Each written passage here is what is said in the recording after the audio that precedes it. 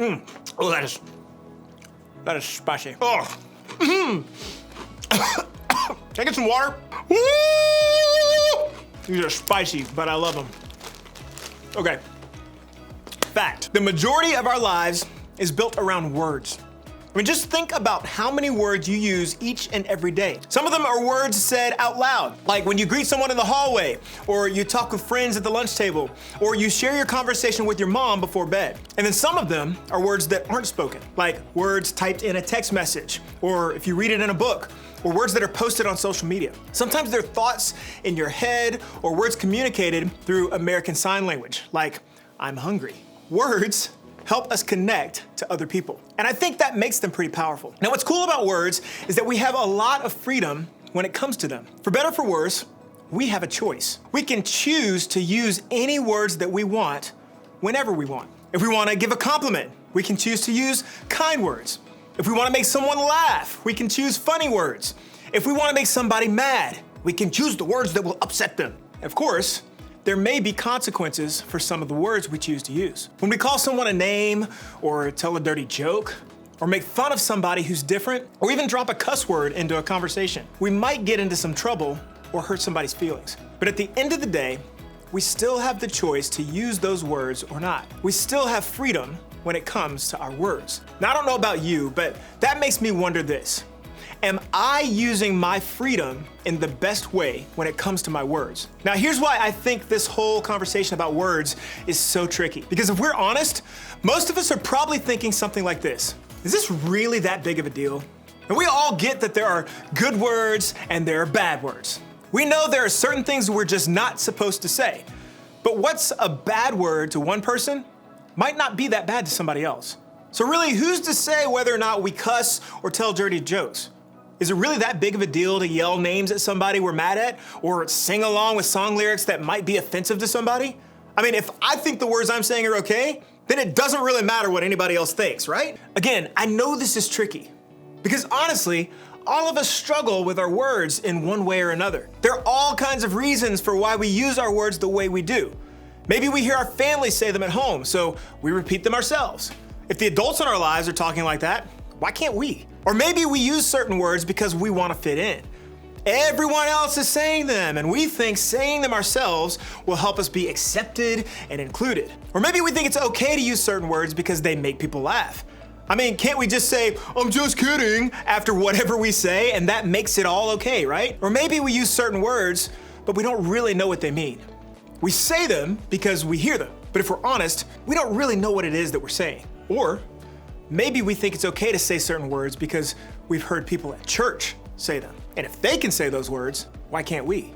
Well, here's what I would say to all of that. I think we're focusing on the wrong things. See, it's not really the words themselves that are the biggest problem. I think it's the way we use those words that gives them power. To show you what I mean, I've called 4 friends and asked them each to read a sentence for us. Same sentence. I don't think she should get that grade.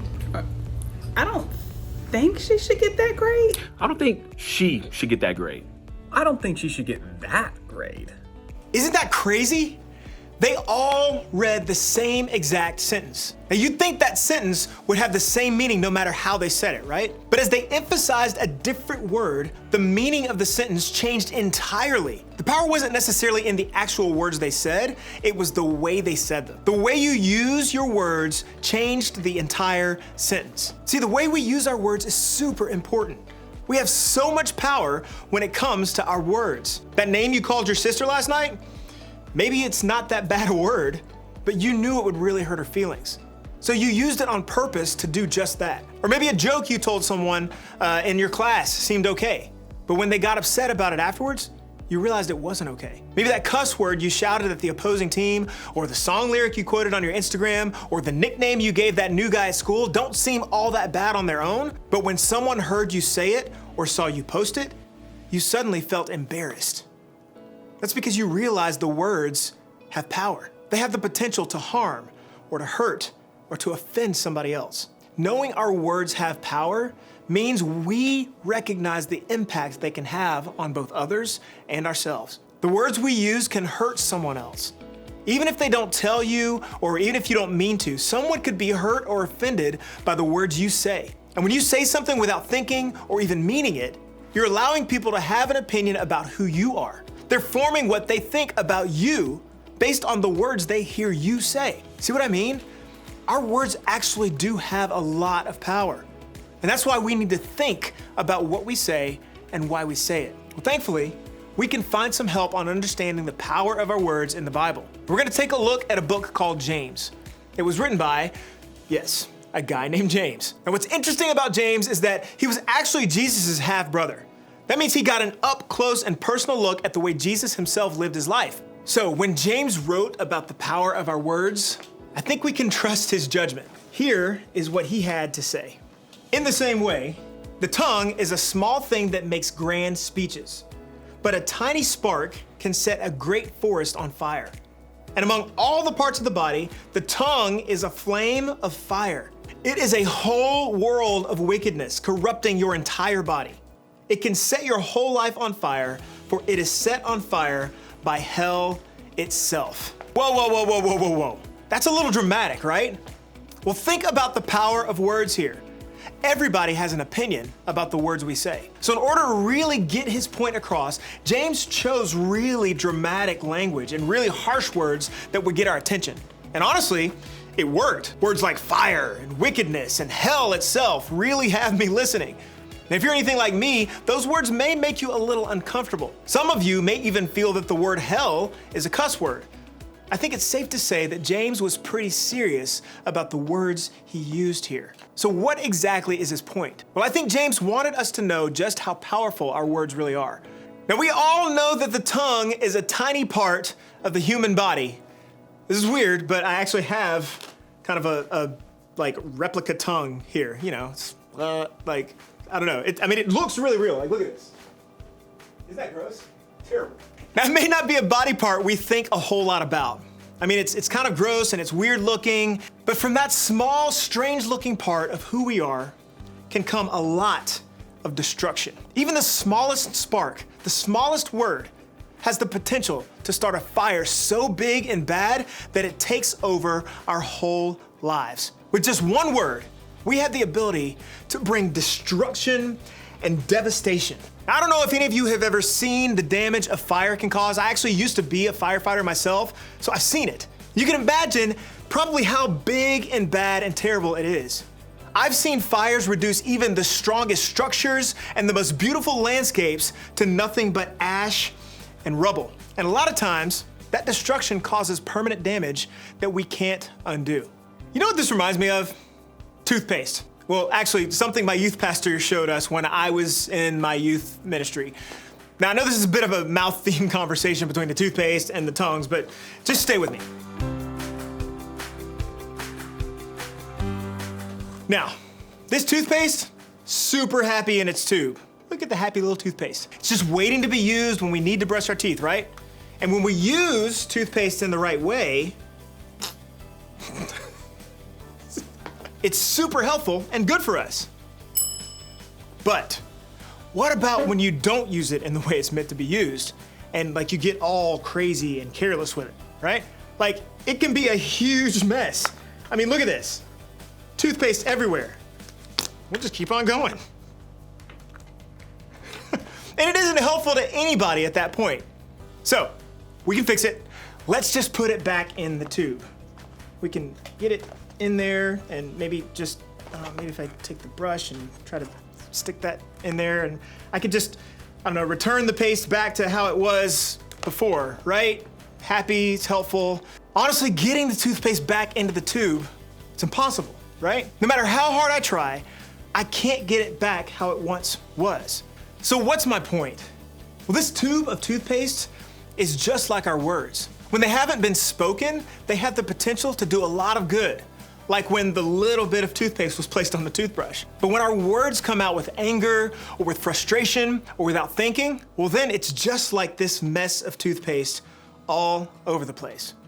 The paste came out, but it can't be put back in. When hurtful and mean and disrespectful words come out of our mouths, they can create harm and hurt that's permanent. Just like the toothpaste, once the words leave our mouths, we can't take them back. Our words matter. The lies we tell, the names we call, the jokes we make, the insults we sling, the lyrics we repeat. Just like James told us, if we're not careful, all these words can turn our relationships, our reputations, our families, and our futures into nothing but ash and rubble. Like the toothpaste, these words will leave a mess that can't be fixed. That's why we have to be less careless with our words. We have to be more careful. We have to pay attention to the power of our words. Now, how do we do that? Well, look back one more time at some wisdom from the Bible with me. In the book of Psalms, we find a lot of prayers and songs written by a guy named King David. And this prayer specifically is one we can use for ourselves when it comes to our words. Take control of what I say, O Lord, and guard my lips. So if we know our words have power, then we have to ask God for help in using our words well. We have to work on guarding our tongues and mouths so that the words that come out of them aren't words that start fires, words that turn the things and people we care about into ash and rubble. We have to work on controlling our words. Listen, I'm not asking you to change everything you say right here and right now. I'm not even gonna sit here and tell you what you can and can't say. But what I'm asking you to do is take some steps to help you pay attention to the power of your words this week. First, think about your last words. Look at your last 10 text messages, or the last few comments you left on social media, or the last few songs you listened to, or even the last several things you said to your close friends or family. Then ask yourself, what's the power in these words? Are they bringing on destruction? Are they bringing on ash and rubble? Are they hurtful? Would you be embarrassed if I showed them to everyone in the room right now? If the answer to any of that is yes, then you need to pause. You need to ask God for forgiveness and help in guarding your words more wisely going forward. Maybe you even need to ask for forgiveness from the person you said the words to. Part of paying attention to the power of our words means recognizing when we're using them in ways that are hurtful to other people. So start there. Then take a step to make a change. How can you better control the words coming from your mouth so that you don't leave behind ash and rubble? Maybe for you, that means thinking before you speak. A simple 10-second pause, 1, 2, 3, 4, 5, 6, 7, 8, 9, 10, before your words come out of your mouth can give you time to think about the impact of what you're about to say. Maybe for you, that means not saying something you know is wrong, no matter who's around. Now sure, you can drop that cuss word when your parents aren't listening, or you can call that girl that name when she's blocked on social. You can even make that joke you know is inappropriate. You may have the freedom to say any of that, but controlling your words means using your freedom to not say it at all, regardless of who will or won't hear it. Maybe it means choosing to replace your old words with new, better words that build people up. Maybe start by taking time to pray as David did in the psalm we looked at today. Ask God to help guard your mouth and control your words so the impact will be for good.